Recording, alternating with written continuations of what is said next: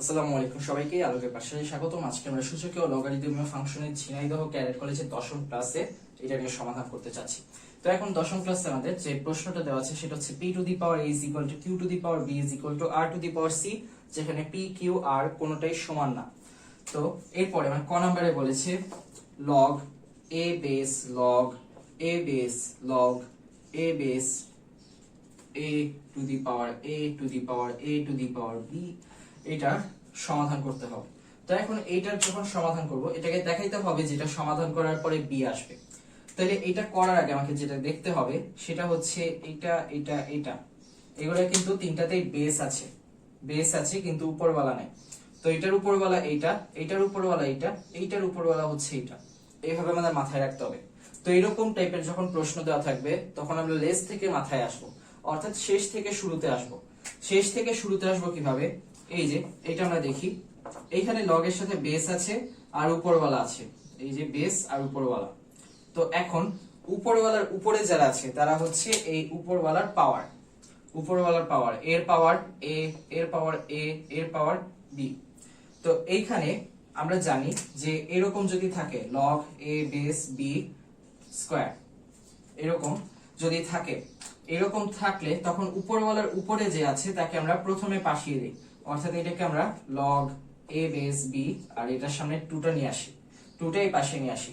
তাহলে এটাতে আমরা সেরকম করতে পারি, এই উপরওয়ালাগুলোকে পাশে নিয়ে আসবো। তো এখান থেকে আমি বলতে পারি log a বেস এই উপরওয়ালাগুলোকে পাশে নিয়ে আসলে a to the power b আর এটা log a বেস a। তো এখন এই যে এই a বেস এটা রাখলাম, আমরা জানি যে log 2 বেস 2 হলে সেটার মান আসে 1, ঠিক আছে? অর্থাৎ বেস আর উপরওয়ালা এক হলে সেটার মান 1 আসে। তাহলে এটার জায়গায় আমি লিখতে পারি এটার মান হচ্ছে 1। এরপরে আমি একইভাবে এটা বেস এটা উপরওয়ালা এভাবে করে এই দুইটাকে লিখলাম log a বেস a। তো এখন এই দুইটাকে আবার কি করতে পারি, উপরওয়ালার উপরে যারা থাকবে তাদের সামনে নিয়ে আসবো।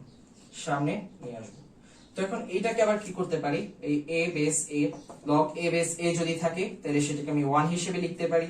এরপরে এখানে আবার কি আছে, এখানে এই যে উপরওয়ালার উপরে যে থাকবে সেটাকে সামনে নিয়ে আসবো। এরপর log a বেস a আছে, এটার মান তো আমরা বুঝতেই পারছি 1 হবে, তাহলে এটাও 1। তাহলে এখন b এর সাথে 1 গুণ আছে, তার মানে আমরা কি পাচ্ছি, b পাচ্ছি। আমাদের দেখাতেও বলেছিল b আসবে এখানে, তাহলে আমরা দেখিয়ে দিলাম এখানে কি আসছে, এখানে b আসছে। এরপরে খতে PQR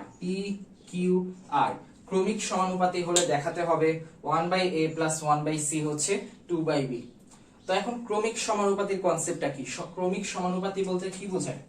ক্রমিক ভাবে সমানুপাতিক, ক্রমানুসারে সমানুপাতিক। তাহলে এখন সমান অনুপাতিক, ক্রমিক সমানুপাতিক মানে হচ্ছে তিনটা রাশি দেওয়া থাকলে তার প্রথম দুইটার যে অনুপাত শেষ দুইটার অনুপাতের সমান হবে। অর্থাৎ p আর q এর অনুপাত q আর r, অর্থাৎ প্রথম দুইটার অনুপাত শেষের দুইটার অনুপাতের সমান হবে। অর্থাৎ p divided by q is equal to q divided by r, p divided by q is equal to q divided by r। তো ওইখান থেকে আমরা বলতে পারি যে pr is equal to q square, ওইভাবে বলা যায়। তো এখন ওই জায়গা থেকে আমরা কই আসব, তো এইখান থেকে আমরা কই যাব, এখানে আপাতত এটাই থাক। তার আগে আমরা দেখে আসি আমাদের উদ্দীপকে কি দেওয়া আছে। উদ্দীপকে দেওয়া আছে p to the power a হচ্ছে q to the power b r to the power c এগুলোর সমান। তাহলে এইখান থেকে আমরা p আর r এর মানটা আলাদাভাবে বের করতে পারি। p to the power a হচ্ছে q to the power b এর সমান, আবার r to the power c ও q to the power b এর সমান। ওইখান থেকে আমি বলতে পারি p টু দি পাওয়ার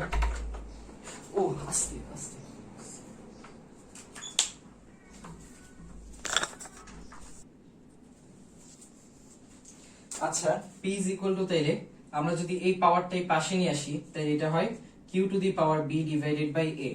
এরপরে এই পাশেরটা c যদি নিচে নিয়ে আসি তাহলে এটা হয়ে যায় q to the power b divided by c। তো এটা কিভাবে নিচে আনতেছি, এই যে a টু দি পাওয়ার 1 যদি a টু দি পাওয়ার 1 হয় তাহলে 1 আর 1 এর নিচে কি নিয়ে আসবো, 1 নিয়ে আসবো। কিংবা আরেকভাবে বলতে গেলে a টু দি পাওয়ার 2 যদি a টু দি পাওয়ার 2 হয়, এর মান হবে হচ্ছে a to the power 2 divided by 2, অর্থাৎ এখানে যেটা আসবে এই পাশে গেলে সেটাই নিচে চলে আসবে। তেমনি ভাবে এই যে এখানে a ছিল, পাশে গেলে নিচে চলে আসছে, এখানে c পাশে গেলে নিচে চলে আসে। তাহলে p is equal to q to the power b by c, b by a, তারপর r is equal to q to the power b by c। তো এখন এই জায়গা থেকে আমরা যেটা পাচ্ছিলাম pr is equal to q square, তাই না? pr is equal to q square। ওইখানে আমি pr এর মান বসিয়ে দিতে পারি। p এর মান হচ্ছে q to the power b by a, q to the power b divided by a, R r এর মান হচ্ছে q to the power b divided by c, q to the power b divided by c, এটার মান হচ্ছে q square। এখন আমরা আরেকটা যেটা জানি সেটা হচ্ছে একই বেস যদি থাকে তাইলে তখন এটাকে একটা বেস হিসেবে লিখতে চাইলে, যদি আমি q দুইটাকে একটা q হিসেবে লিখতে চাই আর এটা যদি গুণ অবস্থায় থাকে তাইলে এদের যে এক্সপোনেন্ট অর্থাৎ সূচক থাকবে, সূচক দুইটাকে যোগ করে দিতে হবে। যোগ করে দেই b divided by a plus b divided by c is equal to q square, এভাবে লিখতে পারি। তো এখন আমরা আবার জানি যে দুইটা বেস যদি সেম হয় তাহলে এক্সপোনেন্ট দুইটা অর্থাৎ সূচক দুইটাও কি হবে? সেম হবে। তাহলে ওইখান থেকে আমি লিখতে পারি যেহেতু বেস একই, এক্সপোনেন্ট দুইটাও একই হবে, এক্সপোনেন্ট দুইটাও তাহলে কি হবে? একই হবে। তাহলে b divided by a plus b divided by c হচ্ছে 2। এখান থেকে আমি যদি b কমন নেই তাইলে কি আসে দেখি, b কমন নিলে এটা 1 by a, এটা হয়ে যাবে 1 by c, আর এটার মান আসবে 2। তো ওইখান থেকে b টাকে এই পাশে নিয়ে আসলে 1 by a plus 1 by c is equal to 2 divided by b, এটাই আমাকে প্রমাণ করতে বলেছে। ঠিক আছে, এটাই প্রমাণ করতে বলেছে। তাহলে প্রমাণে আমরা চলে আসলাম। প্রথমে কি করলাম, ক্রমিক সমানুপাতের কনসেপ্ট দিয়ে আমরা দেখলাম যে p আর q এর অনুপাত হচ্ছে q আর r এর অনুপাতের সমান। তারপরে এইখান থেকে আমরা এটাকে বের করলাম pr is equal to q square। এরপর ওই জায়গা থেকে উদ্দীপকে গেলাম। উদ্দীপকে আমার দেওয়া ছিল হচ্ছে p to the power a is equal to q to the power b is equal to r to the power c। ওই জায়গা থেকে আমি p আর r এর মানটা আলাদা করলাম। p আর r এর মানটা আলাদা করার তাৎপর্য হচ্ছে ওইখান থেকে আমরা q স্কয়ার এর মান ব্যবহার করে এই দুইটার মান একই ভাবে তুলনা করতে পারবো। তখন আমার সূচক যেটাই থাকুক না কেন বেস q চলে আসবে, তাই না? কারণ এখানে p আর বেস ছিল, কিন্তু এই p জায়গায় আমি q আর এখানে r এর জায়গায় q, এই দুইটা বেস হিসেবে নিয়ে আসতে চাইলাম। তাই নিয়ে আসলাম। নিয়ে আসার পরে এই যে বেস দুইটা তাইলে একই হয়ে গেল। একই হয়ে যাওয়ার পরে কি করতে পারি, আমি এক্সপোনেন্ট গুলা অর্থাৎ a b c এগুলো আলাদা করে নিতে পারি। q কে তখন ভাগিয়ে দিব আর এই দুইটাকে এক পাশে নিয়ে আসবো, একসাথে নিয়ে আসলে হচ্ছে এরকম হয়। এরকম হলো, এরকম হওয়ার পরে ওই জায়গা থেকে এখানে, ওই জায়গা থেকে এখানে প্রমাণে চলে আসলাম। তাহলে as easy as that, easy peasy lemon squeezy, আচ্ছা যাই হোক, তো এটা ইজি পিজি, এই জিনিসটাই হচ্ছে আমাদের জন্য মেইন ফ্যাক্টর। এখন pqr is equal to 1 হলে 1 divided by a cube plus 1 divided by b cube plus 1 divided by c cube কে দেখাতে হবে 3 divided by abc হিসেবে। তাহলে এখন pqr is equal to 1, p to the power a কে আমি ধরলাম q to the power b সমান, r to the power c সমান, আর সবগুলোকে আমরা ধরলাম k এর সমান, ধরে নিলাম এটা ধরলাম। তো এখন ওইখান থেকে আমি বলতে পারি q to the power a is equal to k, তারপরে q to the power b is equal to k, sorry p to the power a, এটা p ছিল, এটাও p, তারপরে এখানে হচ্ছে r to the power c হলো k এর সমান। তাহলে এখন এখানে p to the power a k এর সমান, তাহলে p হলো k to the power 1 by a এর সমান, এটাই পাশে নিচে নেমে আসবে, b টাও নিচে নেমে আসবে। তাহলে q is equal to k to the power 1 by b, তাহলে r is equal to k to the power 1 by c, c টা নিচে নেমে আসলো। তো এখন এখান থেকে আমি বলতে পারি pqr এর মান কত হবে, pqr এর মান কত হবে দেখি, p গুণ q গুণ r হচ্ছে এই তিনটা গুণ করে দিব, k to the power 1 by a গুণ k to the power 1 by b গুণ k to the power 1 by c। তো এখান থেকে আমরা কি করতে পারি, p q r এর মানটা বের করতে পারি। এখন তিনটা বেস একই গুণ অবস্থায় আছে, তাহলে আমরা কি করতে পারি, সূচকগুলোকে যোগ করে দিতে পারি।